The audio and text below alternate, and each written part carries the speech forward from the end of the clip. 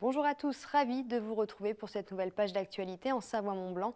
Voici les titres que nous allons développer en ce jeudi 10 novembre. Laurent Wauquiez en Suisse, c'est une première. Le président de la région a rencontré François Longchamp pour parler Grand Genève. Il était également question de formation avec la mise en place de passerelles entre nos deux pays. Toutes les explications dans ce journal. Et puis nous prendrons la direction d'Aix-les-Bains. Le quartier du Cirrose change de visage avec la destruction de la tour Misaine.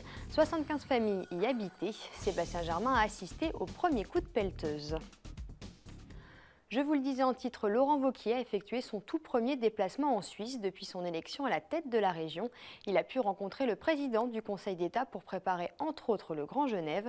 Suisse et France doivent aujourd'hui conjuguer leurs efforts pour devenir l'un des futurs pôles dynamiques mondiales, que ce soit en biosanté ou dans le numérique. Et cela va débuter par la mise en place de passerelles entre les formations professionnelles des deux pays. Emmanuel Jaude nous en dit plus. Reçu ce jeudi matin par François Longchamp, président du Conseil d'État de Genève, Laurent Wauquiez, accompagné d'une délégation du Conseil régional, est sorti souriant de son entrevue. Il s'agissait là de leur deuxième rencontre et qui a permis d'identifier notamment les nécessités de l'implication des deux entités sur des dossiers transfrontaliers. On arrive à expliquer qu'on a tout intérêt à additionner nos forces. Pas la Suisse d'un côté, pas Auvergne-Rhône-Alpes de l'autre côté. Si on prend par exemple la biosanté, si on met nos forces en commun, on est leader mondial. Si on prend la question du pôle du digital et du numérique, si on met nos forces en commun, on est aussi puissant que la Silicon Valley. Si on prend l'aéronautique, on est devant Toulouse. Et donc l'objectif, et c'est une première, parce que jusque-là, dans l'approche de la région, c'était complètement laissé de côté, c'est de voir comment est-ce qu'on peut faire travailler ensemble nos entreprises, notre enseignement supérieur, nos écoles de formation, nos collectivités locales, pour voir tout ce qu'on peut mener en commun comme projet en additionnant nos forces. Il a notamment été question de la coopération universitaire avec le développement des échanges et des passerelles entre dispositifs de formation professionnelle. Le tout pour permettre aux apprentis d'exercer leur activité de part et d'autre de la frontière.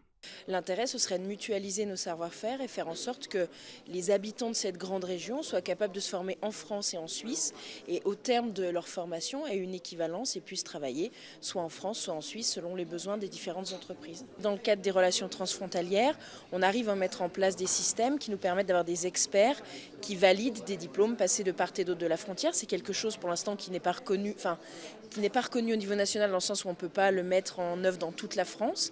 Mais nous, notre intérêt, c'est de faire de la région transfrontalière et Auvergne-Rhône-Alpes et la Suisse une sorte d'expérimentation de ces diplômes où les personnes qui vivent ici en ont besoin et non pas à se dire comme je suis formée en France, je suis condamnée à travailler en France toute ma vie. D'ailleurs, dès l'été 2017, un grand colloque sera organisé au sein du Grand Genève dans le but de pouvoir avancer sur ces dossiers transfrontaliers spécifiques une fois que le nouveau gouvernement français sera voté et constitué. Direction Aix-les-Bains à présent pour parler urbanisme. En 2004, la loi de rénovation urbaine de Jean-Louis Borloo, alors ministre du Logement, entrait en vigueur. À Aix-les-Bains, c'est tout le quartier du Cirrose qui bénéficie de ce programme. Ce jeudi, la destruction de la tour de la Misaine qui accueillait 75 familles a débuté. Une opération qui a souvent une vraie signification pour les anciens habitants. Sébastien Germain était sur place. 10 h ce jeudi matin, la déconstruction de la tour La Misaine débute. Un moment toujours difficile à vivre pour les anciens habitants de cet immeuble historique d'Aix-les-Bains qui regroupait 75 logements sur 14 étages. Un petit pincement au cœur, comme tous les habitants d'ici, mais bien content quand même qu'elle tombe cette tour. Des souvenirs qui reviennent, des bons et des mauvais.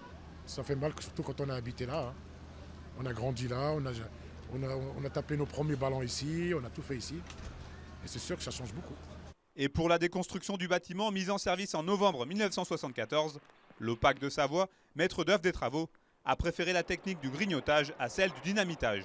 Un choix financier, mais aussi humain. À partir du moment où on fait un grignotage du bâtiment, c'est beaucoup mieux accepté par les occupants qui étaient dans les logements auparavant. Et ménager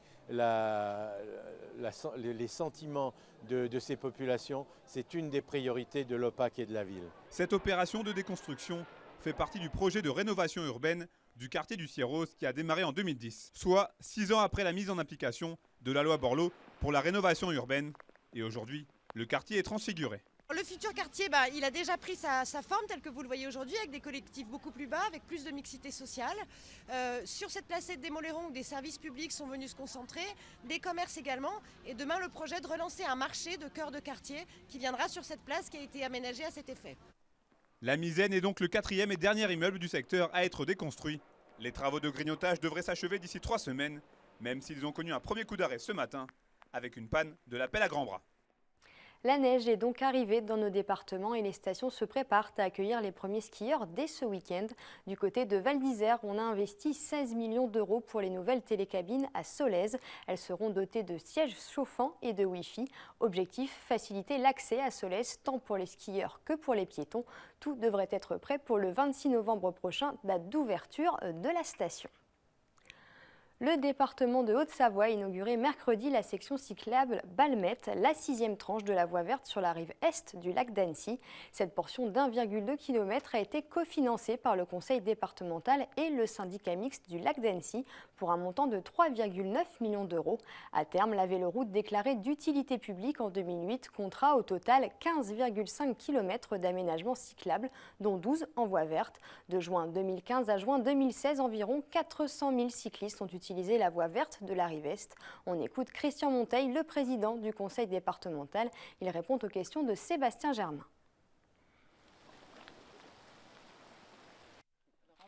Nous avons choisi de travailler pas à pas, là où c'était possible, quand c'était possible. C'est un budget extrêmement important. Des dizaines de millions d'euros auront été investis. 3 millions d'euros hors taxes sur la partie qui nous intéresse aujourd'hui. Nous continuerons encore demain pour finir le bouclage d'une quinzaine de kilomètres sur cette rive du lac pour que d'Annecy à Albertville, nous puissions avoir la continuité en matière de circulation avec les modes doux de déplacement. L'idée était tout simplement que le cyclisme, le cyclotourisme se développe de plus en plus. Nous avons constaté malheureusement des accidents, y compris des accidents mortels, sur ce territoire-là. Et donc nous avons fait un plan de développement pour que la Haute-Savoie en général et le tour du lac en particulier soient sécurisés. Dernier épisode de notre série consacrée au trentenaire de l'obtention des Jeux Olympiques d'Albertville. Aujourd'hui, nous nous sommes rendus dans la brasserie Le Gaulois, véritable QG durant ces Jeux. Le patron y a gardé de nombreuses photos et souvenirs, dont la première bouteille ouverte à l'annonce de la victoire. Nous l'avons rencontré, reportage. La ville de Albertville, France. C'est pour avoir quelques idées de la fête qui s'est passée ce fameux 17 octobre. Donc voilà, avec la première bouteille de champagne qui a été ouverte au moment de l'annonce des Jeux d'Albertville. Et l'explosion de joie qui en a suivi dans toute la ville. 17 octobre 1986, Albertville est en liesse. La petite ville savoyarde obtient les Jeux Olympiques de 92, une fête sans précédent débute. Les anciens de l'époque, à 30 ans, disaient on n'a pas connu pareille fête à Albertville depuis la Libération. C'était pour nous le développement de la vallée, parce que grâce à ces Jeux, on a eu toutes les infrastructures qui en ont découlé. Et ça a permis à la Tarentaise de se développer et d'être aujourd'hui cette région de ski, une des leaders mondiales au niveau du ski. Et les Jeux Olympiques n'y sont pas complètement étrangers, puisque ça a permis d'avoir toutes ces fameuses infrastructures et l'accueil en station et la renommée des pistes et des sites comme Val d'Isère, Courchevel, Méribel, les Saisies, qui ont vraiment démarré, qui ont explosé après les Jeux. Albertville se fait donc une renommée, tout comme cette brasserie devenue le QG des supporters. Une parenthèse enchantée pour tous. C'était 15 jours exceptionnels. D'ailleurs, l'image qui m'en reste, c'est le dernier jour, le lendemain matin. La ville était vide, mais plus personne. C'est-à-dire que la veille encore, il y avait énormément d'ambiance, beaucoup de monde avec la cérémonie de clôture qui a terminé en apothéose cette quinzaine. Et le lendemain, le lundi, mais c'était ville morte. Il n'y avait plus un chat et ça nous est retombé dessus comme ça. On se demandait, on était tous perdus là. C'est vraiment une sensation bizarre qu'on avait. Aujourd'hui encore, quelques touristes passent dans le bar de René pour parler de ces Jeux. Une image qui reste attachée à la ville et à ses stations, mais il y a toujours une sensation présente. Avec cette annonce des Jeux, la fierté d'être albertvillois, d'avoir été choisi, et que le monde entier ait entendu parler d'Albertville. Et puis personnellement, c'était aussi donc, ce jour-là, mon père, qui est décédé juste 2 mois après, et qui savait qu'il allait décéder et qui était très content. Il dit, je ne verrai pas les Jeux, mais au moins ma ville, j'ai su que ma ville aura les Jeux Olympiques. Si le bilan financier est toujours critiqué, il n'en reste pas moins que ces Jeux ont grandement contribué à la renommée d'Albertville et de la Savoie. C'est la fin de cette édition, merci à tous de l'avoir suivi. Juste après, retrouvez Solidarité, Fanette de Buisson nous parlera sport adapté et plus particulièrement pétanque. N'oubliez pas non plus notre site internet 8montblanc.fr.